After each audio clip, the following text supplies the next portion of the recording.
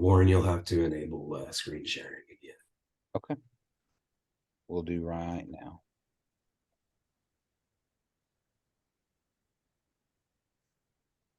All right. Good morning, District 7, or good afternoon, depending on wherever you are. We wanted to do this webinar today. We've invited the Kiowa Casino Operating Authority as participant and host for this panel here today. We're going to get to some introductions from them. My name is Warren Wheaton. I'm your District 7 legislator. Some rules for this webinar. Wanted to lay out the ground rules. We want this webinar to, at first and foremost, be informative and educational to all of our District 7 citizens, but we also want it to be enjoyable for everyone involved, including our panelists and our participants in our audience. So please follow the following guidelines to ensure the best experience for all. Number one, participants should behave in a respectful manner towards other attendees, speakers, facilitators throughout the event, and that includes the chat room or question and answer room. Number two, discussions must remain on topic. Any off-topic comments should be kept at a minimum, or we will be brought to order and focused back on the topic at hand, which is the Casino Operating Authority. Number three, no personal attacks or offensive language will be tolerated, and that includes any hate speech, discriminatory remarks, or any other inappropriate content. Please keep background noise to a minimum. That includes us running the webinar today. If you are using audio, please make sure it is set up to an appropriate level and that your microphone is muted when you are not speaking. 5, if you have a question, please use the chat function or at the bottom, or ask it through audio if you need to. You can message me and say, I'd like to ask a question, and I can recognize you. And you'll be given the opportunity to say something. Don't forget to mention your name before asking your question. 6, questions are to be relevant to the topic at hand, which involves our Casino Operating Authority. Any questions that are deemed too specific may be better addressed privately after the webinar has finished. 7, private conversations during the webinar should be kept to a minimum, as they can be distracting for other attendees and participants. If you need to have an individual conversation with somebody, please do so once the webinar is concluded. 8, follow the instructions given by the facilitators, speakers, to ensure that the webinar runs smoothly. Please refrain from recording or sharing any webinar content without permission.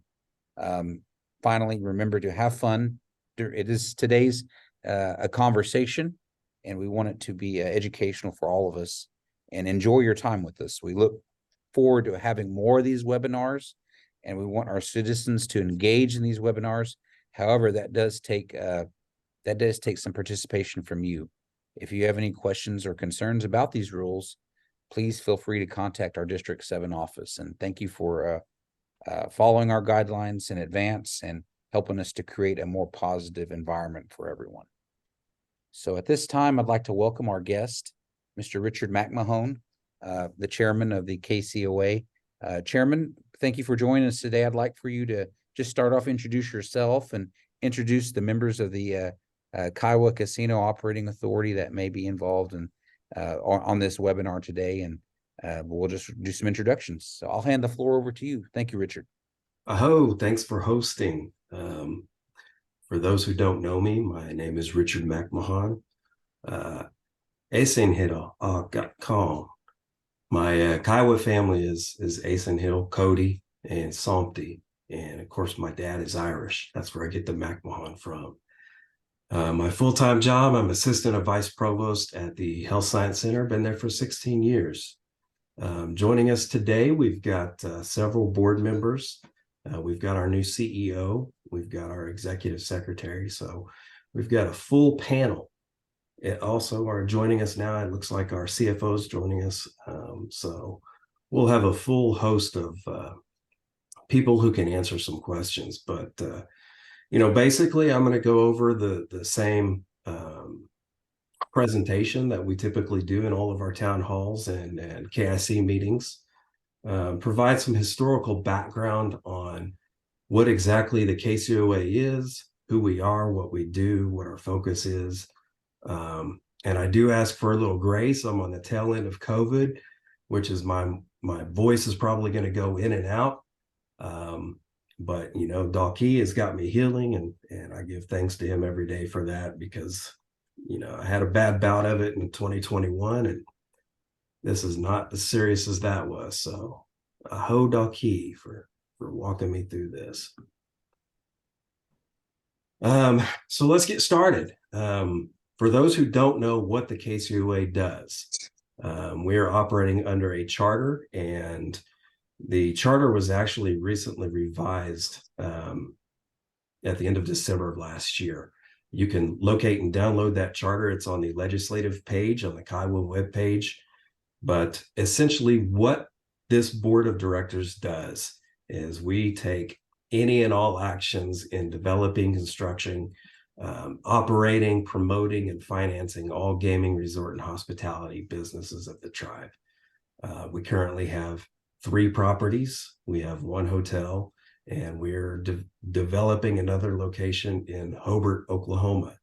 And I'm happy to report that that project is finally back on track after about a year of being on hold. So what are our foundational objectives? Of course, strategic planning for the tribe,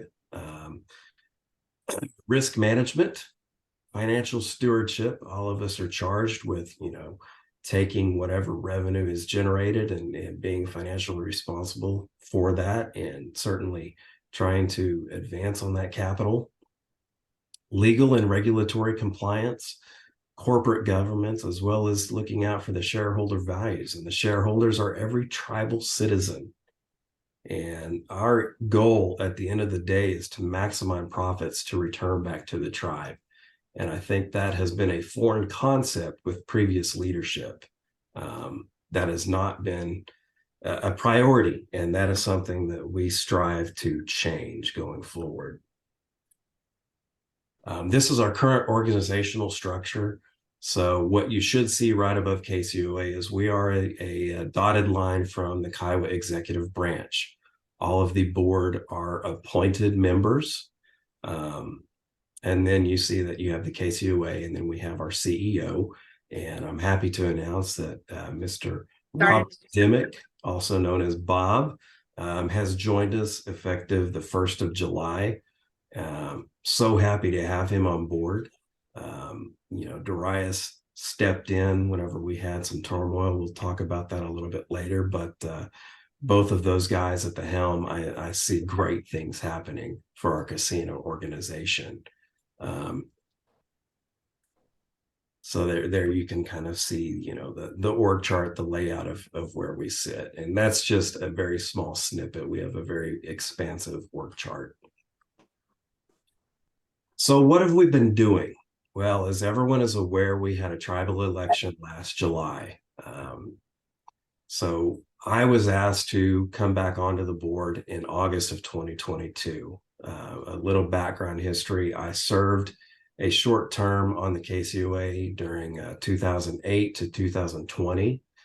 And former chairman removed me from the board, as well as the other board members, after we discovered that he had removed $6 million from our casino accounts and put it into a tribal account.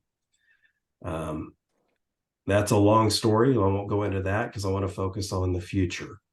But what's been happening since August of 2022? Well, we have four priorities. First of all, it was, we need to reestablish a new board of directors. The chairman had removed several board members, and several board members had resigned after the leadership transition. So we had to find, good qualified citizens of both the Kiowa tribes and other tribes to reestablish a board of directors. Second priority was we needed to restructure casino administration. When I came on, I noticed there were a lot of things that needed to change. Certainly having a history with the previous administration and how the casino was run. I took notes during that time and wanted to, put those into action with this new administration. Third, we needed to assess all active casino projects and just the overall, run of the organization. And then fourth, we wanted to draft and revise new policies and procedures to put more accountability in check and in place. We saw that there was a huge deficiency in that area. So these have been our four prime priorities since August of 2022. So going back to reestablishing a KCOA board, again, as I stated, in July of 2022, we had a new an election, new tribal leadership. I was asked to come onto the board in August of 2022. And then later on in September, we recruited T.W. Shannon, who is citizen Chickasaw. Arthur Atokmi is citizen Pawnee. And of course, Renee Plata is citizen Kiowa. They came on in September. And then we finished our full complement to the board in November with the recruitment of Marcy LaFleur, also Kiowa tribal citizen. So priority number two, we had to restructure the casino administration. As I stated, I took a lot of notes during that first term and wanted to apply those to how we how we ran the organization. And there were a lot of things that we saw needed to be changed. And so I brought that list of concerns to the chairman. And in September of 2022, some things were brought to our attention. Of course, we didn't have a full complement of the board, so we didn't have a quorum. So Chairman Spotted took it upon himself to take action and suspend the COO/GM pending an investigation into several allegations against him. During that time, we hired legal counsel to look into that, and happy to report that Darius McGee stepped in and served as interim COO/GM during that time. Did a fantastic job drinking from the fire hose, but he met the challenge, and we continue to move the needle in the right direction. Later on in January of 2023, the Kiowa Gaming Commission revoked the COO/GM's license, the one that was suspended. And of course, without a gaming license, you can't perform in the function of that job. So he was removed from office. Darius continued into that role, and we started a CEO search. And happy to report again at July of this year, Mr. Bob Dimmick came on board, and he is now also drinking from the fire hose. So he and Darius are very busy, just trying to take our vision forward. Doing a great job. Something that we've also been working on is completely revising the casino org charts, just to better align with the vision and the strategy that we have going forward. One of the things that I'm happy to report is, we've taken major strides in improving the culture at all of our properties. A lot of the deficiencies were just a lack of communication, a lack of oversight, accountability, and you cannot function a business in that manner. So a lot of the changes that we've done to date, we've received a lot of accolades and a lot of positive feedback on. Employees are happy to come to work now. No longer working in fear. They want to come to work. They enjoy what they're doing. We've created a culture that is inviting and accepting, and like I say, feedback has been nothing but positive. So priority three, we needed to investigate all current projects. When I came on in August, there were three big projects going on. We had a Verdon Casino that the previous board and administration had started. There were a lot of Red River projects and upgrades and remodels on the books, as well as the Hobart Casino and Restaurant project. In looking at the feasibility study, it just didn't seem like it was the right move at the time for the tribe to move forward and continue with the Verdon Casino. So we canceled that project. Unfortunately, money was spent on that project before ground was even broken. And we are currently in litigation in our own Kiowa court system to try and recover that money from CT Construction. All of that is public knowledge of public record, so you can go to our very own Kiowa court system and pull all that information. Similar situation with both the Red River projects and the Hobart Casino. Those two were being run by Augusta Construction Contracting, and there were a lot of discrepancies that we uncovered. And so we ended up suspending both of those pending an investigation. Once we started digging into the Hobart Casino project that Augusta started, we discovered that $13 million plus had been spent to date, yet we were only sitting at 36% completion. So when the board started asking the contractor for, the major documents such as an AIA, and what an AIA contract is anytime you go into construction, you have a contract. That's what the AIA contract is. GMP is a guaranteed maximum price that complements the AIA, so you know exactly what you're going to spend. For example, when you go buy a car, you sign a contract, you go through that worksheet, and you know that you're not going to pay more than, for example, $40,000. That includes window tint, all the details out the door. Well, none of those documents existed for the casino project, which just blew our mind, because who in their right mind starts a project not knowing what they're going to spend in the end? Unfortunately, we were in a situation where we were committed to these, and we had already spent a lot of money.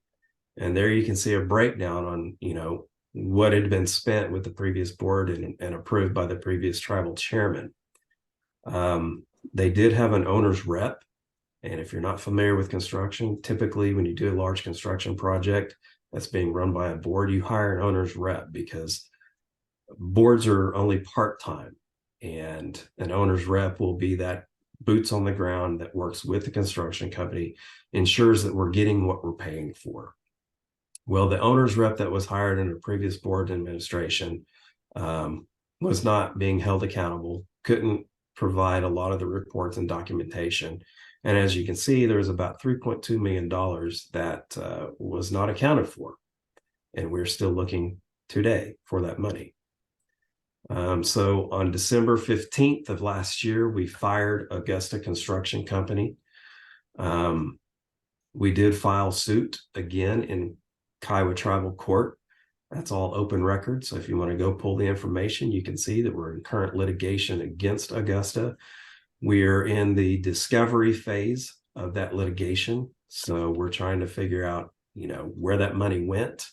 But as you know, if you've been involved in any type of litigation, these things take time. So it's going to take time to get all of the documents to sort through everything.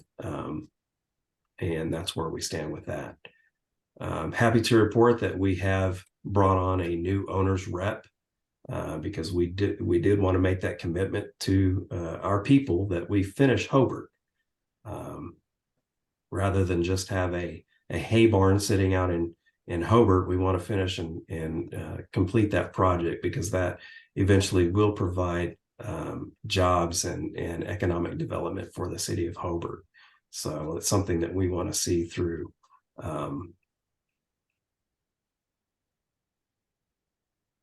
Where we sit with Hobart. Again, as I stated, we did hire legal counsel to investigate. The Hobart contract was terminated. Design to Completion is our new owner's rep. That we have since been working with them. We've renegotiated the contract with the architect, who is Mass Architects. They have completed updating the plans. I'm sorry I didn't update that on the slide. But as of last month, we did bring on Timberlake Construction as our new construction manager at risk.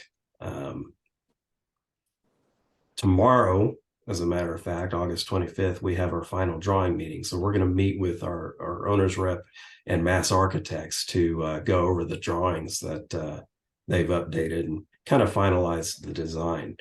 We anticipate by August 30th, the end of the month, we should have a cost estimate from both of those.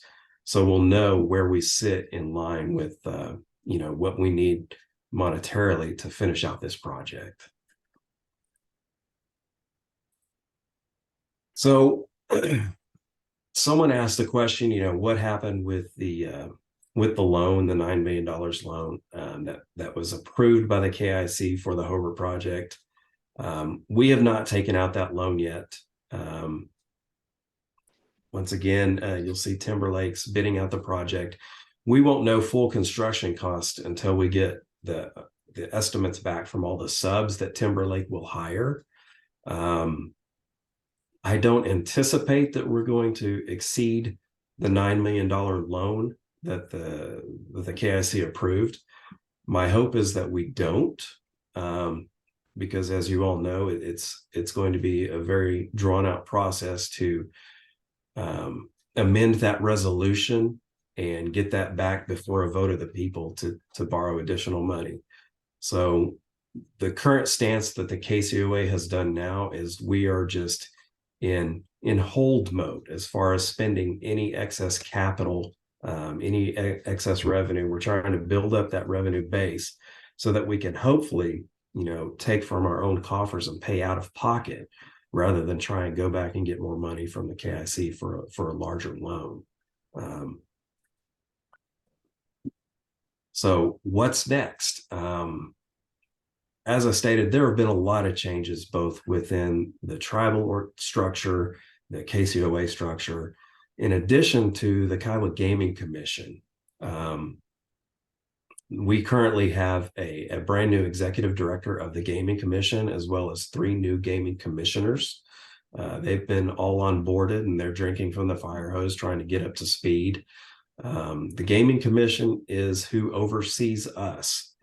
And we've never had a collaborative relationship. And in past administrations, the KCOA has never worked well with the Gaming Commission. In my view, that should be a partnership. You stay in your lane, but each one oversees each other. And that's been a foreign concept. And so we're establishing that relationship now. So that way we have accountability. And again, that's something that has been absent in our tribe for a long time. The KCOA is currently working on a strategic plan for where we see what's our vision for the future. And we've identified, of course, that we want to finish out Hobart. That's our first priority. Second priority is, Red River was built in 2006, opened in 2007, and I may be a year off on those dates. But, anytime you have a facility and it's your flagship, you should be doing everything you can to keep that facility up to date and maintained and just looking fantastic. Unfortunately, there's never been a CapEx plan in place to remodel, to keep things going. And so there are a lot of maintenance issues that we're having to deal with now. A lot of that kitchen equipment, a lot of the freezers, the bar service, that's all been in service since the casino has opened up, and it's not been refreshed. So what we're having to do now is look at the entire facility, and it's not just at Red River, it's the other 2 locations as well, and allocate funds to upgrade some of that equipment, some of the HVAC equipment, some of the IT equipment. There's never been a plan in place to keep that stuff up to date, and that just blows my mind. So again, we're looking at that, but we're also trying to be very conservative, just knowing that our first priority is to finish Hobart and direct any extra money to that. But second priority is definitely getting our facility up to date, making those improvements. Some of the other things that we're looking at is, of course, a hotel expansion at Red River. The thinking behind a hotel expansion is right now we're about max capacity throughout the week, which is a great problem to have. What we're also facing is, the Apache tribe is building a brand new facility just down the road. So that's a potential revenue grabber right there. However, they're not building a hotel down there. So, if we have additional rooms, we can try and capitalize on some of that extra additional traffic. But either way, if we expand the hotel, there's nothing but positive things that can happen with that. Some of the other things that we're working with the executive branch on is, the tribe owns the property where Indian City sits. So we're looking at feasibility for, what we want to do with that development going forward. So we're working collaboratively with the branches of government to figure out, what's going to be the best business venture for that location. And then, of course, finally, our goal at the end of the day is to maximize distribution back to the tribe, give it, any and all additional revenues back to the tribe that's going to seed executive branches economic development projects. Lawrence has a lot of things on the books, and some of those projects he can't get started without revenue. So the casino, being the tribe's only revenue in source of income, that's got to be our primary focus. How are our casinos performing now? Happy to report Red River had a very strong month, and that seems to be consistent through at least the past 3 years. Unfortunately, Carnegie and Verdon are not doing so well. Both properties are operating at a loss. We're currently working with our marketing team and leadership to address some of those areas and figure out, how we can make up that deficiencies. But overall, combined, all properties' performance is up in comparison to the past 2 years. So that's a good thing for our tribe. But we are working in the background to address those deficiencies and figure out, whether it can, what we can do to improve traffic at both of those smaller properties. So what is the actual distribution back to the tribe? So the current board was successful in increasing the annual distribution amount from $4 million to $6 million. And that goes into effect FY24. Apparently, there was a budget modification at the tribal level sometime back in the end of 2022. Once that passed, beginning January 2023, the board increased the monthly payments to the tribe to $500,000 a month, which equates to $6 million a year. And that is a breakdown of the other fees that get paid back to the tribe. So when the question is raised, where does the $6 million plus go? There's your answer. So how does the casino spend the revenue that we generate? Our CFO, Steve, put together a really snazzy slide that I'll show you in a minute. But basically what that slide will describe is for every $100 the casino earns, it's distributed as shown. So here's that slide. So payroll and related costs. So for every $100, $26 goes to paying payroll and related costs. You can see the other costs there. So that's basically a breakdown of where we sit and all the revenue that's coming in. As you can see, our current debt obligations is only $3 of every $100. The only debt that we have is the existing Luna refinance that was refinanced with Cross First, and that, well, I'll just go to the next slide and show you. So if you've been paying attention, back in 2018, the KIC voted on and approved for the KCOA board at that time to borrow $19 million. $13 million of that was to refinance that loan with Luna. At the time, the loan with Luna was charging us 14.5% interest, and we were able to secure conventional loan lending at 6.25% interest rate. So we used that $13 million to pay off Luna. And what I am not sure about is why they negotiated in a $6 million line of credit, which is why that initial loan amount was $19 million. However, I can report that none of that line of credit has been used. So that money was never touched. Every payment has been made on time, thus improving our credit rating. And we currently owe about 5.9 million.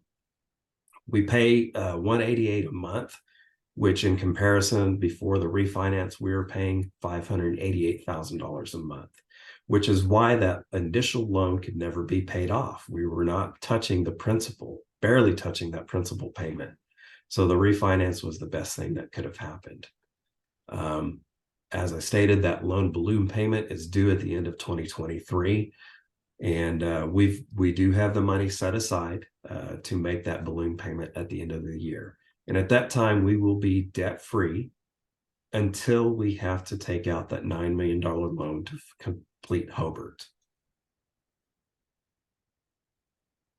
So that is all I have. So at this time, I would like to open up the floor for questions. Well, I'll go ahead and start off with my questions. I just wanted to I've got some questions that were sent to me from different citizens. One of them, and I think you answered this one, just to clarify, how much money does the tribe currently receive annually? I think you said $6 million. That's correct. How is that revenue reported? On the last budget, I think it was just reported as $6 million came from the casino. Is that correct, Richard? And then the tribe distributes where they use that money? Correct. We don't have a part in how the tribe distributes that money. It's just transferred every month. So every month, Steve transfers $500,000 over to the tribe. Currently, I think that all goes into tribal operations for tribal programs, things that are funded by the tribe, such as employee salaries, all that stuff, comes from that $6 million. So that's, as you said before, that's our only source of income right now, right? So we send also the land lease, which is significant. That's 1.2 million. We do that every month, and then we also pay regulatory fees. Okay. So how, and you said 4 million in previous years was what the tribe received previously, correct? That is correct. And when did this tribe start the 6 million? Is that in 2023? January 2023. So for the KCOA budget, what all is included in that budget, and where does the KCOA receive their funding from? The KCOA receives their funding from the casino. This was the first year that Chairman Spotted Bird asked us to include a line item on the tribal budget for the KCOA. To my knowledge, that has never been done in the past. So when Steve calculated the numbers, we came up with the $450,000 that you saw on the tribal budget. That number was not arbitrary. That was just something to encompass, and knowing all the litigation that we currently have, we're going to spend a lot of money on legal fees. So we wanted to make sure that we captured all of that within that $450,000. Sure. And in discussing that, who oversees the KCOA? Who does the KCOA report to?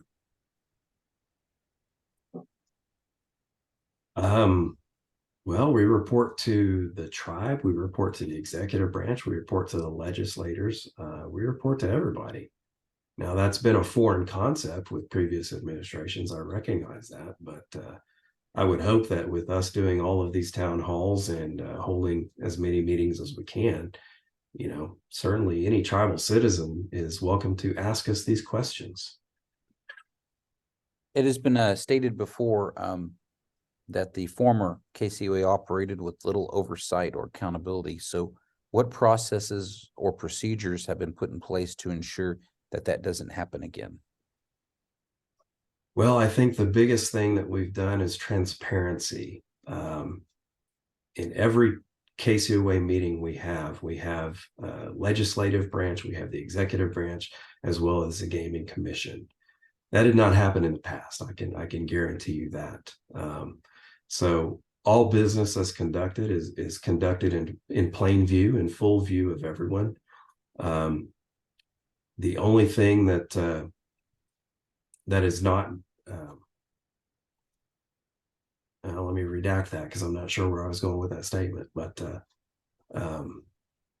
yeah, I would say that's been the biggest change, is building bridges of communication. Communication has never been a high priority with anyone in tribal leadership, and you can't effectively run a tribe or a business without communicating with each other. Richard, I think you were talking about, we want to be transparent, but there are certain things like we don't want to release out there in public for our competitors. There's only so much that, financially that you can divulge, is what I think you had stated in previous meetings. Would you elaborate on that for us? Yeah. We are in a competitive environment, and since we do share a reservation with 2 other tribes, we don't want to give up operational secrets.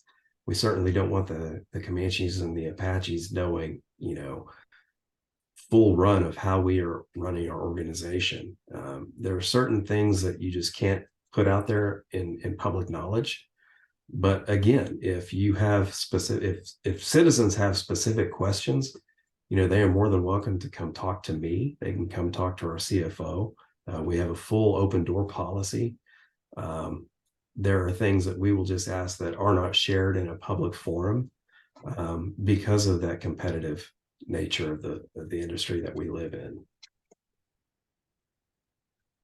Thank you, Richard, for answering that question. So, would you kindly explain the difference between the Gaming Commission and the Kiowa Casino Operating Authority and clarify their relationship for us? So the Gaming Commission is the regulatory body. They will license all of our vendors. They do background checks on all they're supposed to do background checks. They didn't in the past, but they perform background checks on all the vendors to make sure that there's no funny business going on. Again, that was another foreign concept. Unfortunately, that was not happening, and that's what allowed us to be in the situation we're in now. But I'm confident with the new leadership that we have at the Gaming Commission. They're putting in additional checks and balances to ensure that we don't get in a situation like we were in.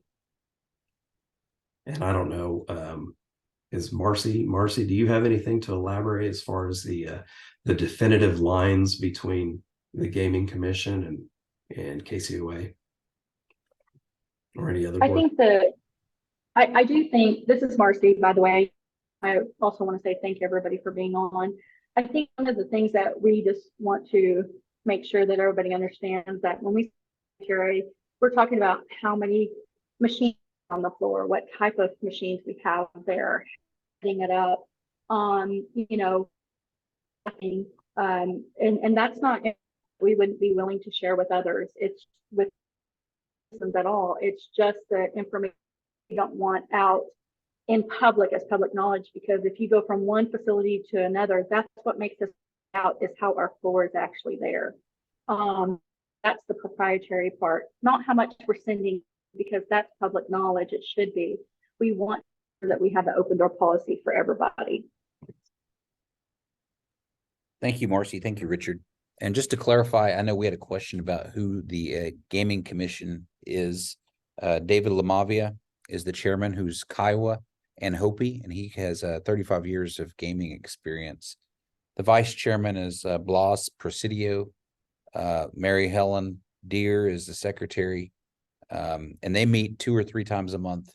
And there is an executive director that is in charge of daily operations of the actual Kiowa Gaming Commission. Richard, do you know the name of the executive director? Robert Short. Robert Short. And I know that he has worked at the Kiowa Casino before, but he's the executive director focused on the daily operations, such as issuing licensing, that sort of thing. Yeah.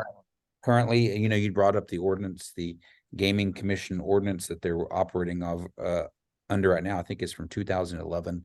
Needs to be revised and looked at. And it's sitting with the legislature right now. We haven't discussed it, but I know it's on our list of things to accomplish. And the National Indian Gaming Commission is the one that oversees the Kiowa Gaming Commission, along with the Oklahoma Indian Gaming Commission. And then there's also a state compact that we have to comply with. So the Gaming Commission is actually ensuring that the audits are complete and that we are in compliance with not only national, but state gaming commissions, as well as within the Oklahoma State Compact. I just wanted to clarify those points. I know you're not with the Gaming Commission, but it was a question to kind of clarify their roles and titles and who was serving what and who overseen who. So it's my understanding is, you work with the Gaming Commission to ensure that our casinos are compliant, but you are there to work at the pleasure of the executive branch, reporting to and kind of figuring out how we boost our money to the tribal funding, right? You want to make sure that we give the most money to the tribe that we can. And I'm encouraged by, your board and trying to I realize that all the stuff that you're working on took years and years to kind of go down a dark path. And now we're trying to get out of that path, and it's going to take some time to get things straightened out. And so I appreciate you being on here today and just kind of answering some questions. But I do want to clarify, when will we will be debt free as of December of this year? Is that what I heard you say? That is correct. The refinance is the only debt the casino has. So yeah, until we have to pull out a loan to finish Hobart, we will be debt free. Okay. Because that's always a question our citizens ask. When are we going to see more money from our casino enterprise, or when are our casinos going to be paid off? Because it's a question that's been looming out there for years. So I just wanted to re-clarify that. I know citizens have asked, is there any per cap on the horizon? Because I know the question was sent to me and I have responded, but I want your opinion of where we're looking at in the future. Well, I can tell you it is not part of our strategic plan. We have so many other initiatives. I know that's not a popular statement, but I have personal beliefs on a per cap. I don't know that I'll go into right now. But I will touch on the fact that, I think we need to capitalize right now on the opportunity at hand. We've got current tribal leadership that is really trying to move the needle forward and propel the tribe in a direction that we have not been propelled, at least on my 50 years on this earth. There are a lot of... Oh, that works.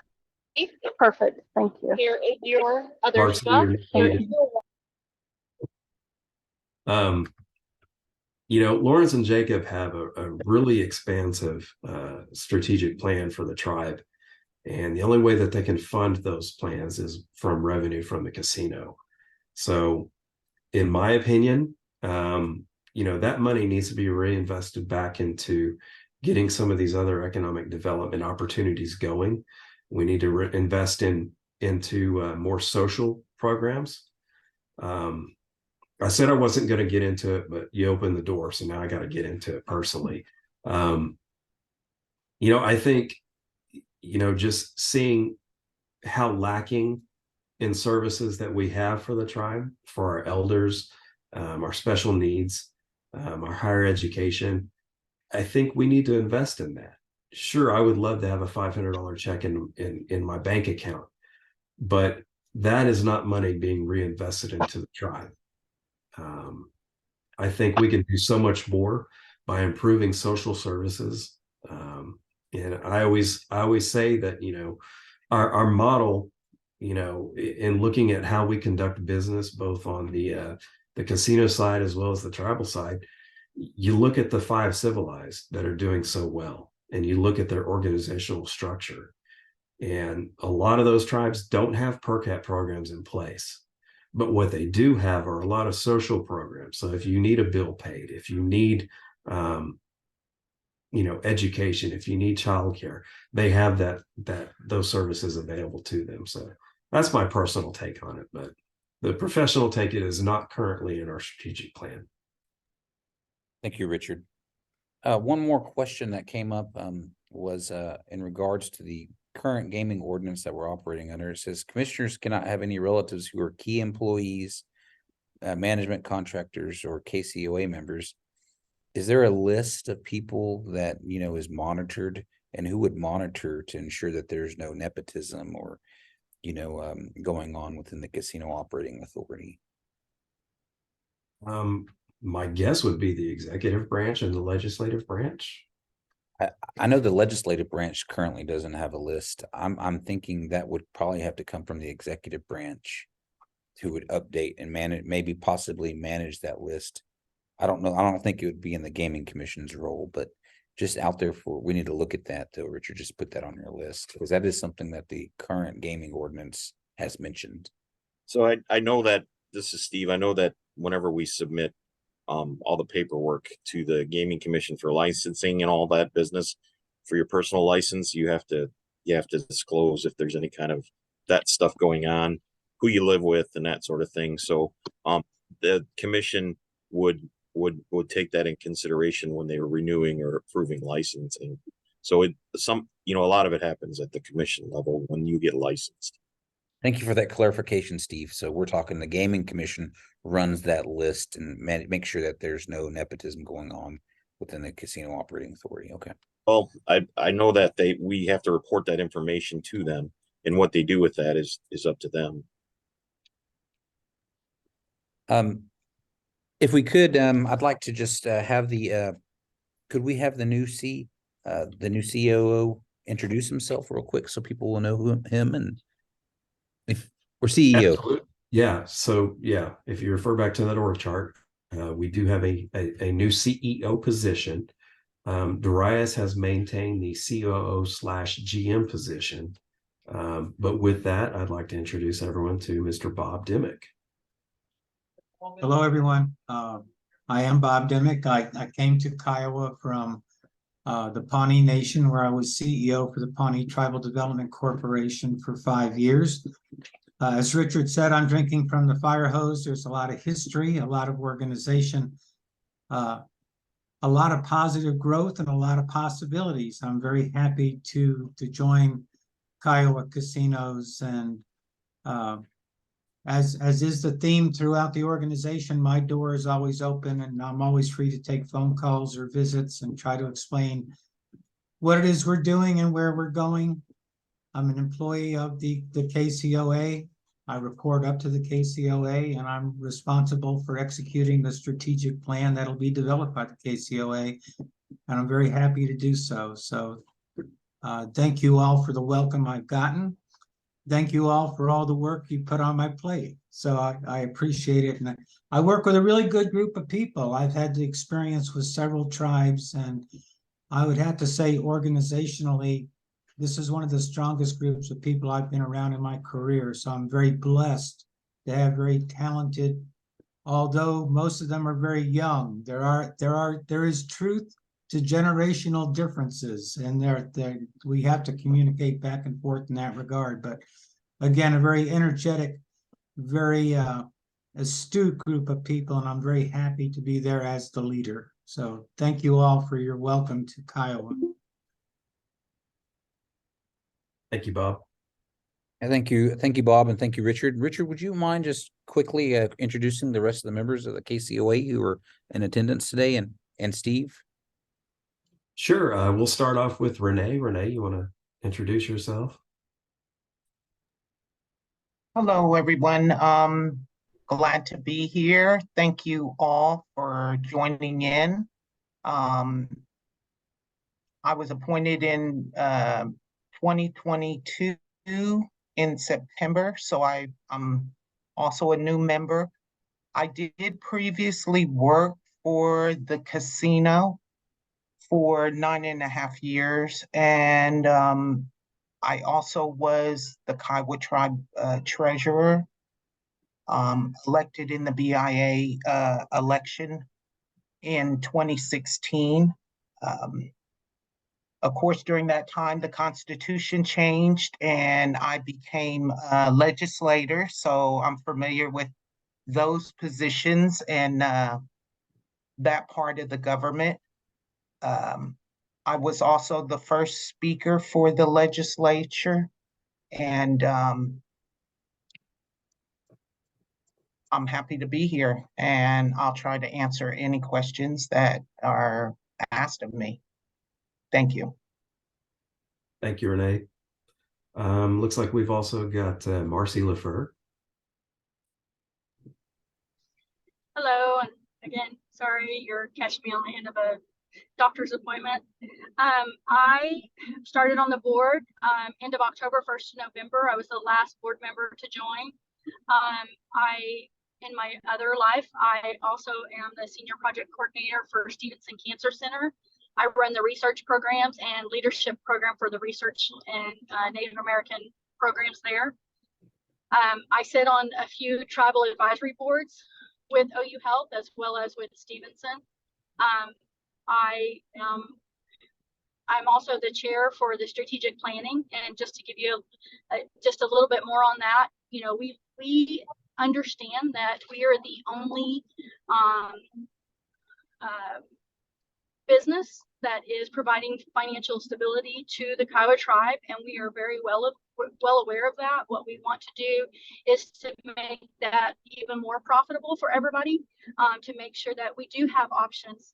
You know, we don't want to put all of our eggs in one basket. We want to make sure that everybody is successful, that we get the services that are needed for the tribal citizens, and more importantly that you know, we have that open communication with everyone for everyone to have those conversations. We don't want to be blindsided by anything, as well as a citizen. We don't want to be blindsided, but we also want to make sure that everybody is aware that we are looking at those things and those opportunities for everyone. It isn't just for that. You know, we are very, as Richard said, we're working toward getting Hobart reinstated and moving forward with that. And I think it's just going to be an added bonus for everybody, creating more jobs for the Kiowas. So that's what I do, and I look forward to working with everyone and answering any questions at any time. You may have seen my business cards around for the Kiowa Casino, for the KCOA. I do drop them off at many districts. So again, always welcome to call or text me. Hey, Warren, we've got two other casino execs. I'd like to give them an opportunity to introduce themselves. So we'll start off with Mr. McGee.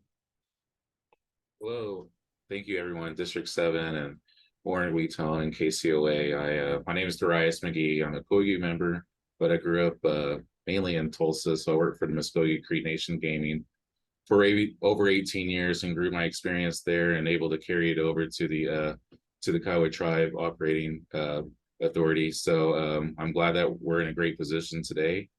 Last year was a ruckus, if you will. I think we're still cleaning up the place, but I believe there's stability today as we have a CEO, Bob Dimmick, a dynamic group of folks for the KCOA. Our mission right now is to always develop our Kiowa people. So I feel proud as a Kiowa member to be developed myself, but also develop future Kiowa members. Currently, we have about 15% who are Kiowa that are employed with our 3 properties. We really want to be eager and show focus on more Kiowas. So, you know, District 7 is a large area, and I understand that District 7 is away from Kiowa country, but you know, we want to develop more Kiowa people in the industry for our casinos to find growth and development. So, hello everyone. Again, I'm just proud to work for my people. Thank you. Steve, our CFO.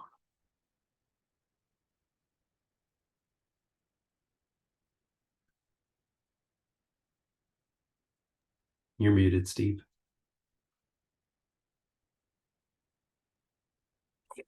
Good afternoon, Stephen Abangan, CFO here at Kiowa Casino Operations Authority. I've been here since October of 2019. So I worked, I've been doing gaming and tribal for, at this level for, let's see, about 29 years now. So I've seen it all. My tribe, I come from the Ho-Chunk tribe. That's my tribe. And I grew up there, and they put me through all my school and all that good stuff. And so all these years I've been, just learning and trying to make, my tribe better. Uh, I was at one place that entire time. So I was just at Ho-Chunk. And so my contract was up at Ho-Chunk, and I was the treasurer at that time. And I decided to try to see if there was something different, because the winter was minus 40 degrees in Wisconsin. So my wife said she wanted out. So interviewed at Kiowa, and just listening to looking at the casino and listening to their story, it reminded me of my tribe 20 years ago. And that was a very exciting time whenever my tribe grew. And I learned a lot, and I was witness to a lot of mistakes, and I thought it would be a lot of fun to be part of the growth of the Kiowa tribe. And that's why I ended up here. Immediately bought a house, got roots here, everything dug in, and then dark, like Richard said, dark days started rearing their ugly head. And so there was probably 3 years where or 2 years where it really wasn't that much fun here. It was just kind of a survival mode, but I was able to accomplish a lot of really positive things. Like when I got here, there was an IRS levy for $3 million that we were able to correct and get rid of. I was able to do some things. They wouldn't listen to a lot of things, but I was able to make some improvements here.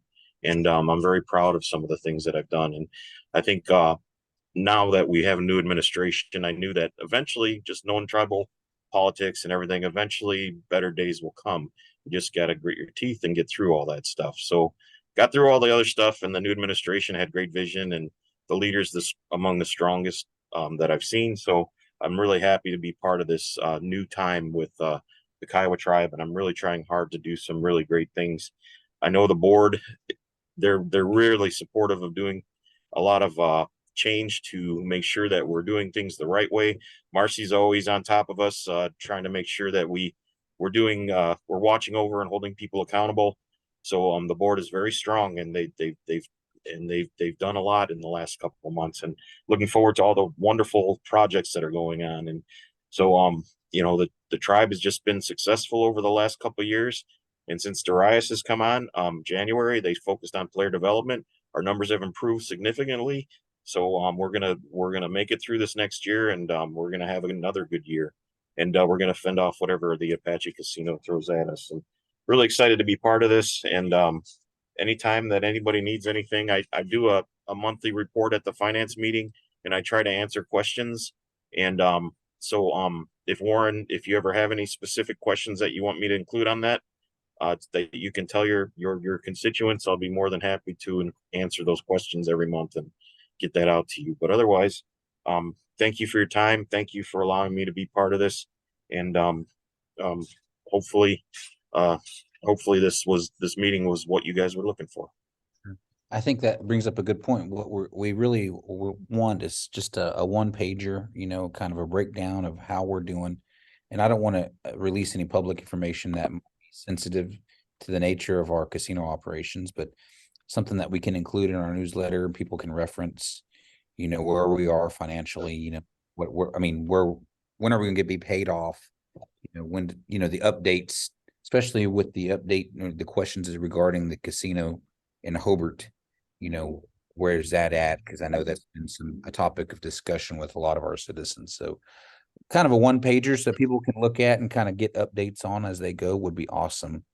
And I put together something, whatever you could, we'll take a look at it. Sounds good. And I wanted to just kind of reiterate what you were just saying, Warren. When we had our board meeting yesterday, speaking with some of the legislators, we have decided that we're going to have a meeting and kind of get together to make sure that we're including that information and make it available to everyone. So after we have that meeting with the legislators and the KIC to make sure we included all the pertinent information that we can send out, we're going to produce that and get it sent out for everyone and make it available online somewhere. And we'll keep everybody updated with that as well. Thank you, Marcy. At this time, I'll open it up from questions from the floor. I asked the questions that were sent to me. I think we covered most of them. if there is a person that'd like to ask a question, that they could use the feature at the bottom, the reaction tab, if you want to raise your hand, or even if you want to raise your hand on the screen, and I'll acknowledge you and just acknowledge you, and then you give you the floor. So the first hand that came up was Thomas Goombai. Thomas Goombai, I see you. Go ahead and you can unmute and ask your question. Good afternoon. I'm Thomas Goombai. I reside in Yukon, and I have a question for the Kiowa Casino Operations Authority as far as operational perspective and strategic planning. Mr. McMahon, you stated that the Verde and Carnegie casinos were at a loss, and the Red River was doing great. When the Hobart plan was initiated, has demography, did that even come across the board? The demographics, I'm looking at it. Hobart is 47 miles from the Interstate 40 by Sayre. It's 37 miles from Altus Air Force Base. It's 51 miles from Weatherford.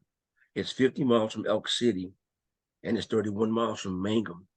And whatever it is from Carnegie and Anadarko, we've all pretty much known that area. Have you guys considered that before building the Hobart facility? Thank you. So yes, Hobart was started with the previous administration. So whenever this new board came on and took on that project, it was already underway. Now, we did review the feasibility studies that were done for Hobart, and I think there were two separate feasibility studies done with the previous board and administration. Both of those showed that Hobart would generate profit, which was the only reason that we elected to continue to finish Hobart. When meeting with Hobart City Council and Hobart communities, one of the deficiencies that they identified was a good restaurant. And the fact that we were building out a good restaurant that would not be exact, but would mimic, our Morningstar Steakhouse at Red River, we felt that, it was in the best efforts of the tribe to continue on with the Hobart project. But again, that was all started before this board and administration came on. But the feasibility studies show that it will generate profit. Time will tell. Did that answer your question, Thomas? Partly. The demographics as far as the income that's coming in from the surrounding area. What's the income level? Because you look at the casino that was built at Binger Y, that was up, and then it just flopped because of demography, because of the income. That's has anyone taken that in consideration? Thank you. Yes, all of those factors were taken under consideration. Steve, I don't know if you have any input because do you recall more of the feasibility studies? Sure.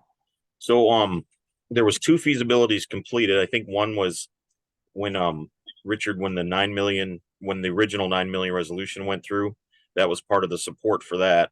Then there was an update in 2017, I believe, or 2018. And then whenever they started talking, whenever the land went into trust at Hobart in 2020, I made sure that we got a feasibility study done by somebody that was independent and hadn't even looked at it before. And so what they did was and it's a group that is very respected in the industry.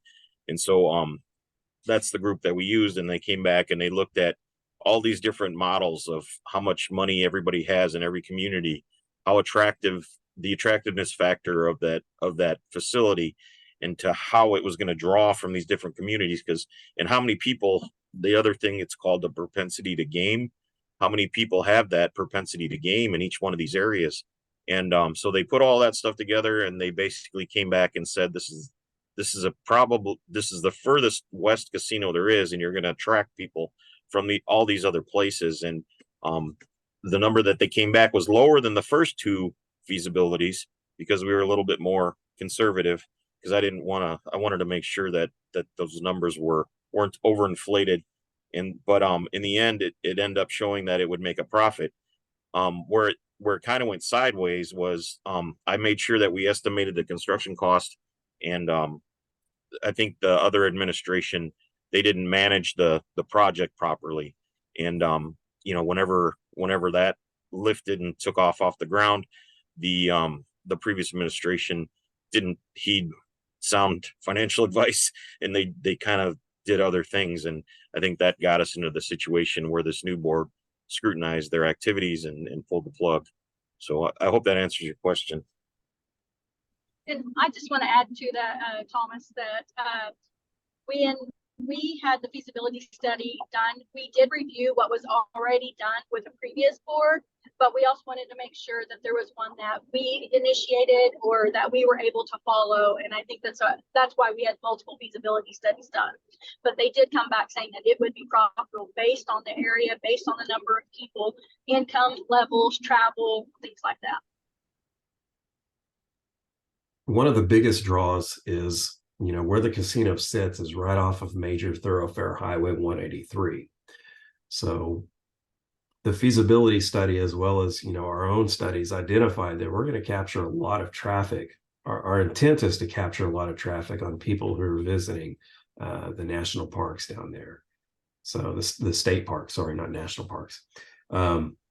So with that being said, the Air Force Base is certainly a draw, just like Fort Sill Base is certainly a draw for our Red River location. Unfortunately, we don't have the geography, say, as the Chickasaw tribe with the I-35 corridor. I mean, we're limited to where we are in the state. And unfortunately, KCA Reservation does not lend to the best geographical locations, which is why I can't stress enough that in order for the Kiowa tribe to succeed, we cannot put all of our eggs into the casino basket. We have to diversify. And I think that's something that Lawrence and Jacob are striving to do, is really diversify so that we're not so dependent upon casino for our revenue. If you're paying attention to the gaming market, Texas has been trying to introduce a lot of legislation to legalize gambling in that state. Well, guess what? If that passes, we might as well close the doors, because majority of our traffic at our Red River location is from Texas. Wichita Falls area draws a lot of people. Texans love to gamble, and we love Texans for that fact. But if gambling is legalized in Texas, we're screwed as a tribe. And I hate to put that so crassly, but again, that is one of the things that we have to capitalize with the new executive legislative branches now, is we've got to put all of our efforts, and not just the KCOA, but the tribe. We've got to put all of our effort and support behind this new administration to make these things happen, so that we can develop other economic development opportunities, so that we can start generating additional revenue into the tribe. That's the only way we're going to move forward. Thank you, Richard. With the current casino plan in Hobart, I know you had mentioned a restaurant. Was there also a hotel mentioned in that plan, or what is planned for that area there? For the time being, there will just be a casino with a restaurant. There were additional plans. There was a whole Okana-like resort plan that was drawn up with the previous board. It would have been nice, but I did not see the feasibility of building all of that in Hobart, and that's going back to Thomas's comment. There's just not a whole lot in Hobart. But this will be an economic stimulator for Hobart and for the surrounding area, which is one of the other compelling reasons that, made us decide to continue. Plus, what else are we going to do with a 36% complete casino? I mean, I jokingly said we would have a very expensive hay barn. So maybe we could put some Kiowa cows out there and just, shell that casino in and store hay in there. But, I'd rather see us at least try than just. There we go. Sorry about that. We'll get this posted to our website. Thank you. Other questions? Warren. Who's Legislative Board. speaking? This is Ben, Go ahead, Ben. Legislative District 6. Hi, Mr. Goomba, I thank you again for your comment and your question regarding the feasibility study and the potential here in Hobart, and during the, I guess with the past administration and the past issues that we're dealing with right now, it is a concern. It was a concern for a lot of the Kiowas that live here. I know we are hoping for an economic boost, as was said, but the problem that we were thinking about as a people here was that the success of this casino, it was a concern because of the problems, and we see that. I'm glad that we did get our feasibility studies backed that with good reports, and so we're hoping to just continue forward and hopefully we'll be blessed with a successful casino here. I know that the jobs, people are looking forward to the jobs, and again, hopefully the revenues will, bring about that success for us in our gaming. But yes, we've thought about that too, with the problems. So I think we can take care of them. Anyway, I trust this board and working with them. I'm very confident in their leadership, in their roles. Our gaming commission they're new. I'm really impressed with them. We've never once before met with our gaming commission until just recently. So it's been kind of a big change. Our KCOA board, I'm really glad of what we've been learning with them. Again, we're meeting, all of us are meeting. So it's a good feeling. I'm confident with their leadership. So thank you. Are there any other questions for our KCOA from the attendance today? I know it's a lot to take in. I recognize Robert Hatfield. Mr. Hatfield, good afternoon. Oh, good afternoon, Warren. There's a proposal over there in Lawton, which I think would be a great spot for a casino. And if you look at the numbers on the population and the traffic counts, we're getting left behind because we got the other tribes in the Lawton market where all the people are. So we have over there off of 44 and Cash. The schools want to lease that property, but I think it would be a bigger advantage to our tribe if the casinos was to go in there and tell the other two tribes that we want to partition our ownership, and then to go about opening a casino over there. And I'm aware you're probably those other tribes are not going to like it because you're getting in their primary market. But that, I think, will bring in the revenue that will help us. That's all I got. Certainly something we can look into. Thank you, Mr. Hatfield. Other questions? Raise your hand. And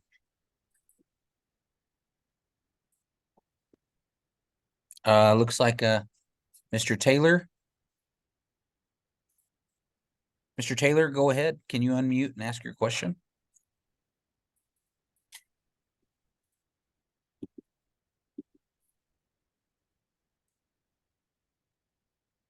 Tom Taylor?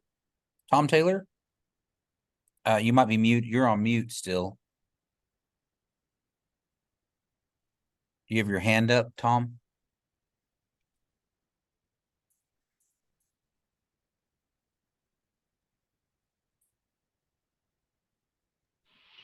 There you Okay, go. you hear that? Yeah, I can hear you now, Tom. No, I remember back during the dedication of the Holbert Casino, a day or two after that, there was a video with the mayor of Holbert and all their city people. And they already said they had a company in line to build a hotel there next to it. Seems that would knock the tribe out in case we wanted to build any motel there later on, you know. And seemed like our casinos would be more to make the tribe revenue instead of some of the tribe part of it and the city of Holbert to make money off it. But that's what was said in that meeting. They already had a company in line, was ready to start building a motel right next to the casino. I believe Ben was in that meeting at that time.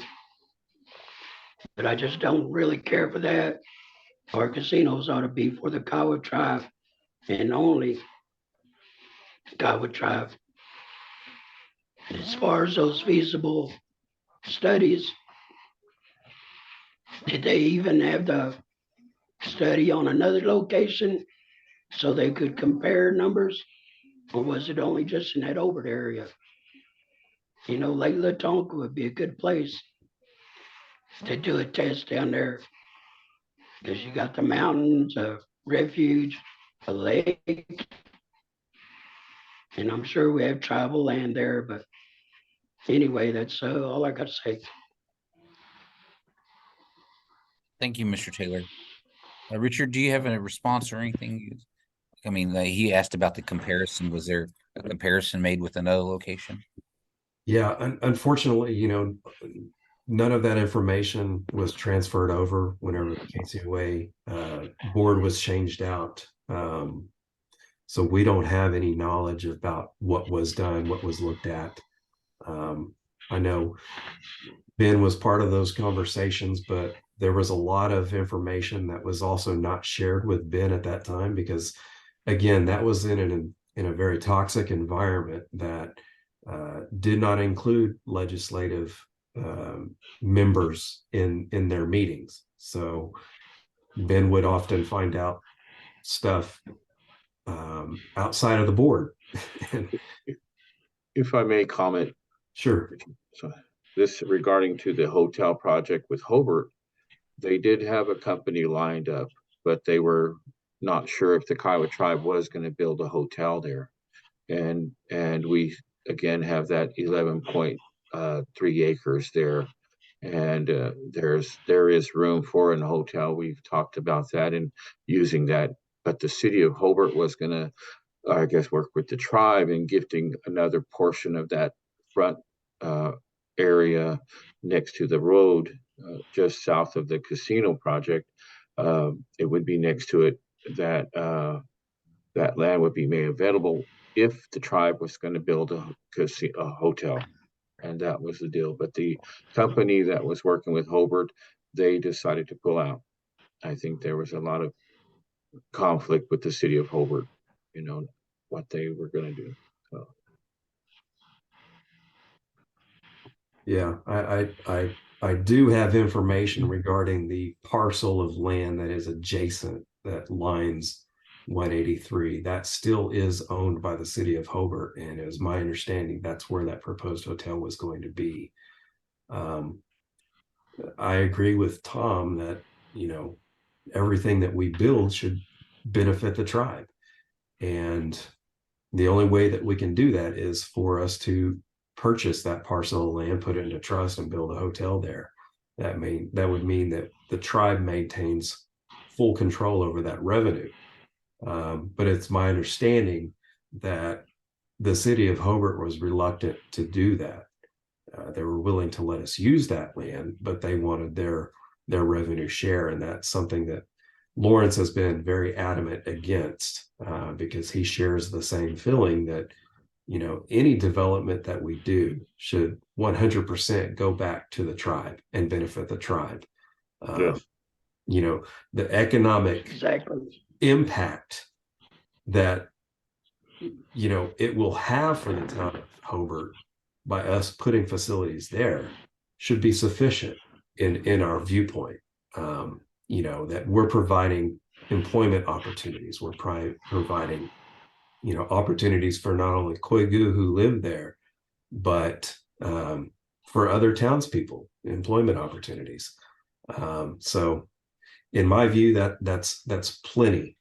We should not be sharing revenue with the city of Hobart. So I would be opposed if they did not sell us the land and we could not capture 100% of that revenue. So that's my viewpoint on it. But at this point, no, we're not looking at expanding plans. As I stated my presentation, the past 12 months has been primarily just directing all of our efforts to cleaning up. And it's been a busy year. I have much more gray hair than I had this time last year. But you know what?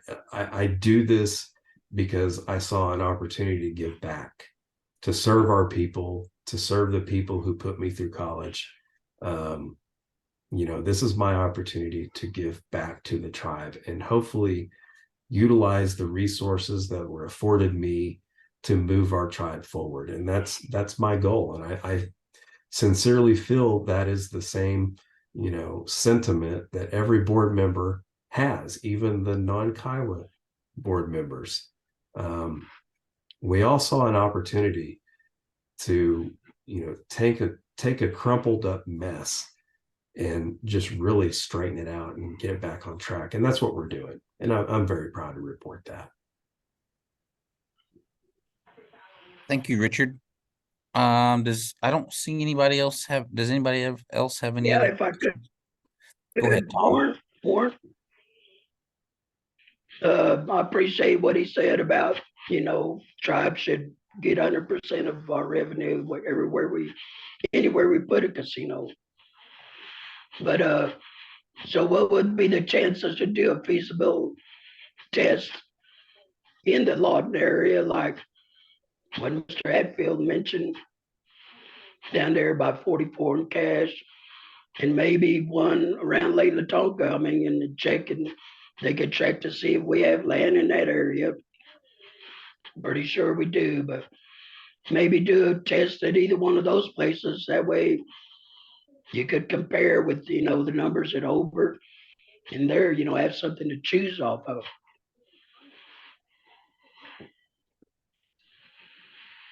Would that be possible?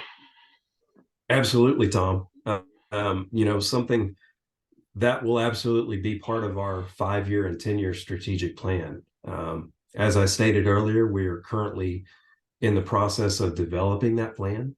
Unfortunately, there was not a plan in place, so we had to start from the ground level and build up. And of course, taking care of the primary issues that we were facing at hand has been paramount. But the next step is looking at not only the 1 year, but the 3-year and the 5-year and the 10-year plan. So any future developments that we look at, yes, we'll absolutely approach those by hiring an outside consultant to perform a feasibility study, because that's the only way to properly approach any future casino properties. But again, I also don't want to limit the tribe to putting all of our revenue or being so dependent on casino revenue just because of the potential. But any future developments, we will certainly look at those areas. I believe there were some studies that we've found by digging through some old project files that had studies for areas around Elgin, around Eric, around Lawton. So there is information out there, but that will be future down the road. Let us take care of what's on our plate now, and again, hone our strategic plan and continue to move forward. So what would happen if Hobart wouldn't give in to selling that property to the tribe and just say, let's say, no, we're going to keep it, and eventually puts a hotel there? That's completely up to the city of Hobart. We'll just capitalize on, if we don't own that land, Well, I then mean, how do y'all feel about it? I mean, how would y'all feel about that, if that's the deal they made? That's why I say we should have just used our own land. We wouldn't be running into anything like that, but just to consider something down that way, just eliminate over area, and because it's a big investment, real big investment. And it seems it's already gone bad. That's not a good sign. The way things happen though there ever since we got involved with over. And then to the past administration, it just really went bad. And I don't know if it's worth it or not, but we just have better other places to go to. We're not just limited to Hobart or moving west. But I was always for something down around Lake Latonka. We got Kiowa land there. But I just wish I would consider that anyway, That's just my opinion. Oh, I agree, absolutely. Anywhere within the KCA reservation should be considered. And certainly we will perform all necessary steps to make sure that it's a, sound financial decision before we move forward. But like I said, we've got a lot on our plates right now. So that's a little further down the road. If Hobart decides to keep that parcel of land that's next to us and develop a hotel, good for them, but that's also good for us, because people who stay in that hotel, guess what? They're going to eat in our restaurant. They're going to gamble in our facility. So whether we own that or not, at least we wouldn't have the overhead of operating that hotel. We would just reap the benefits. So in my viewpoint, it would be a win-win whether we owned or did not own that hotel next to Hobart.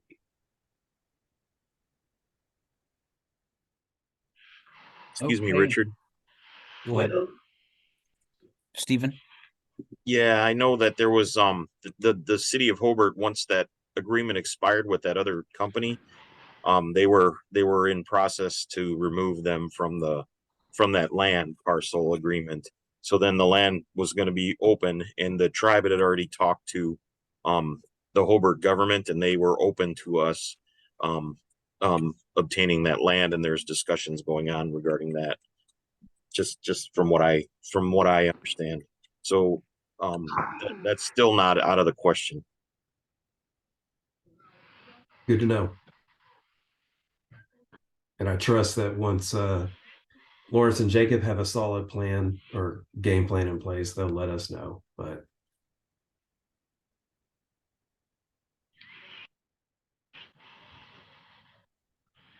Just wanted to see if anybody has any more questions. We've been kind of in question and answer session for about 45 minutes. So I'm looking to close this out in about 5 minutes. If y'all want to go ahead and go on to closing comments. Is there any final last call for any questions? Yeah, one, I've got one. Okay. Now, I don't know if this guy knew what he was talking about, but he said he was a lawyer, and he came to my office and he gave me a map, and he was talking about the big pasture. And so my question would be, why can't we open up a casino in Amarillo, Texas?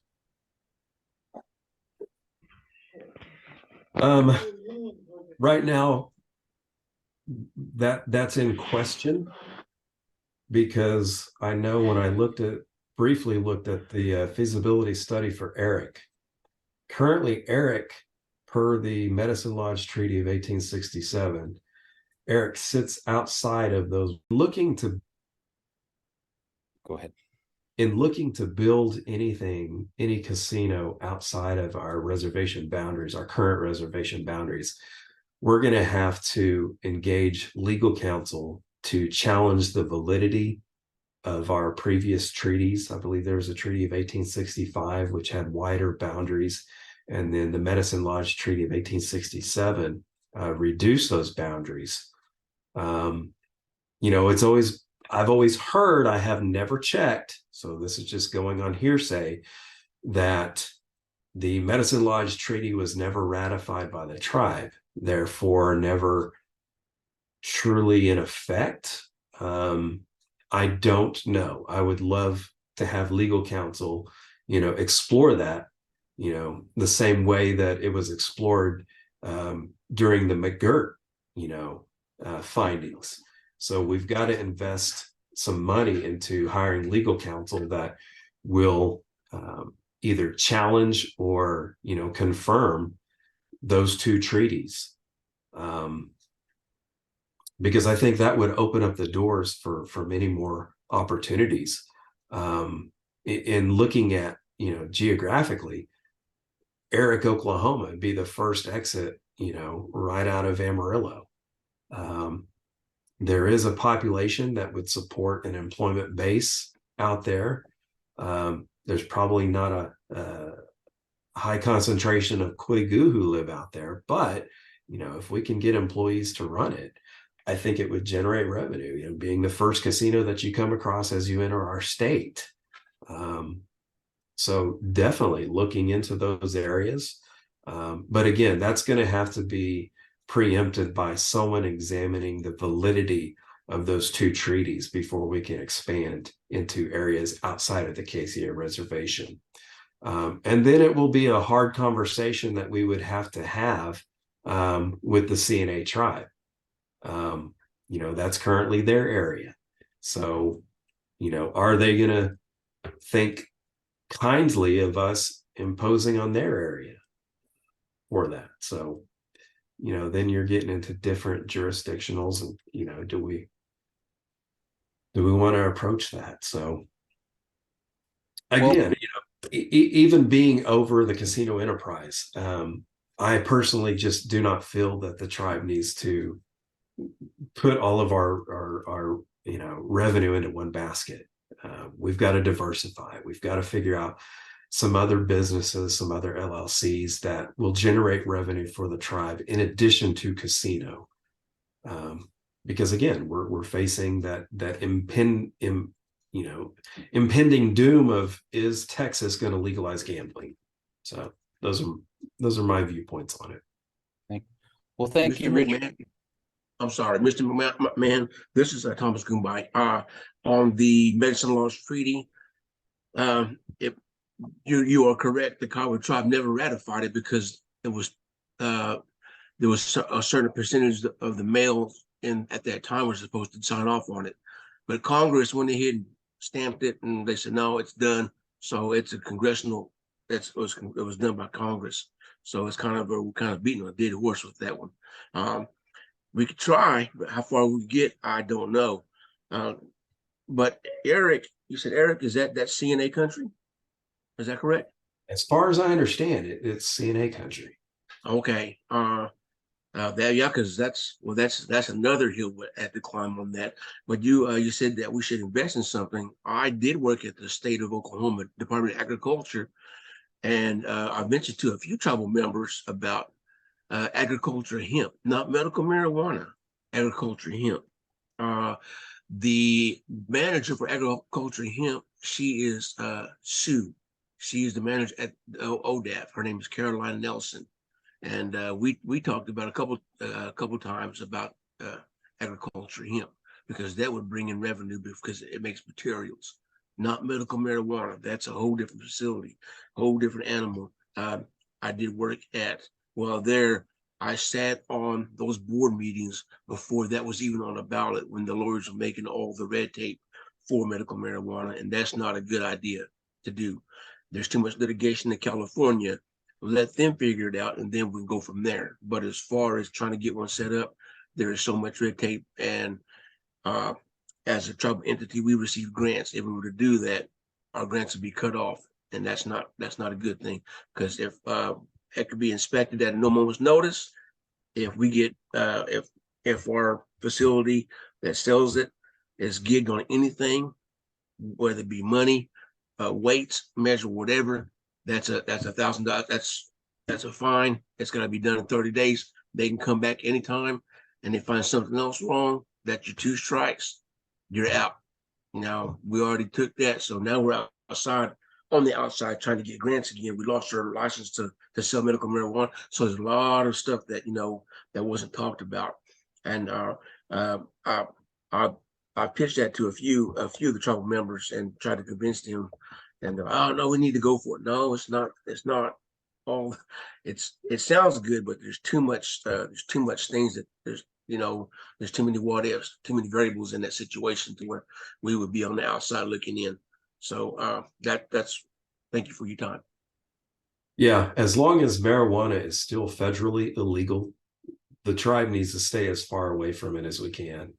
Because you mentioned that point that I think far too many fail to realize. We get a lot of grants from the federal government, that supplements a lot of our programs. We start dabbling in illegal activity, guess what? Those grants are gone. So I plus my personal viewpoint, and I'll just throw it out there because I can. I think our tribe has suffered from enough afflictions, and in my viewpoint is drug use is an affliction, whether it's addictive. I mean, that's a whole different argument or whatever, but I think we should do something so much better. Construction, agriculture. Heck, we're quite good, and we don't even have cattle or buffalo. So there are many opportunities right there. We've got so many land developments. Heck, we've even got non-Koigu members who are trying to give the tribe herds of cattle because they just recognize the value that adds. And there are a lot of opportunities that we just need to capitalize on. And I really feel for our current leaders because they've got so much on their plate right now. They're in the same position we are, where it's doing a lot of cleanup. And unfortunately, in performing all of that cleanup, it's preventing us from moving forward. That's why the KCOA hasn't had a real strong chance to develop a strategic plan. We're working on it, but all these other things just keep getting in the middle and getting in the way. And, I see that same struggle with both the executive and legislative branches. We were just run Haigahane for too many decades. And, now it's time for new leadership to clean it up. And we're doing it. We're making strides, but it's going to take time. And unfortunately, our citizens are not the most patient people. But in my opinion, heck, they should be, because I've been on this earth for 50 years and we've never had anything. So, what's a couple more years? But, hey, we're making leaps and bounds. I'm very confident in our current leadership team. I've always touted at each of these town halls that I do that, for the first time in my life, I'm working with the executive branch. I'm working with the legislative branch. We're communicating. We're communicating with a brand new gaming commission. These were all former silos within our tribe. And that's why we were never able to move forward, is because all those silos never communicated with each other. It was always, they're being this way or they're being that way, and we're not going to work with them. But now we've got new people in place and we're working together. So we've got 3 years left in this administration. So we've got to capitalize, dig our heels in and capitalize on what we can make happen in this next 3 years. And then pray for, some continuity in leadership. Pray that these leaders get reelected into these positions of power. Just my viewpoint, you're not seeing a lot of forward movement, but people aren't seeing what's going on behind the scenes. And my hope is that with these town halls, you'll see A, how Haigahane it was, and B, how much effort we're putting into changing that. And not only changing the culture of the casino organization, but changing the culture of our tribe. I hope, Richard. Well, thank you all for being with us today on our monthly Zoom meeting for our District 7 citizens. We're gonna close out with the meeting here. We've recorded this and we're going to post it to our website on the District 7 page of the Kiowa Tribe website, and where people can view this. It'll be in probably three separate videos, but we'll splice them together. But I appreciate your time, Richard, Stephen, Stephanie, Darius. Bob, thank you, everybody, all from the KCOA, Renee, Marcy, Thank you all for your I time. hope Hyundai. I hope Hyundai. all. Heko, Emma, oh, Heko Bahoy, don't, hi. Thank you, sir.